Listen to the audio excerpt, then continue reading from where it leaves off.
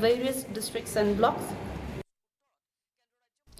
Nongpoh MLA Miral Bons Aim visited 4 villages in the Nongpoh constituency yesterday to oversee development projects funded by the Special Rural Work Programme SRWP. The villages included Umdan Khasi, Umdan Nongtlo, Umdokha Lom and Maulong Nongtlo.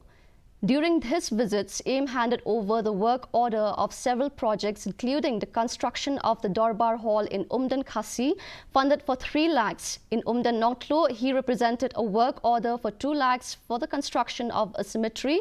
Additionally, in Umdokha Lom, he handed over a work order for 2 lakhs for a well construction and church side beautification project. These projects are part of the SRWP for the 2023-24 fiscal year.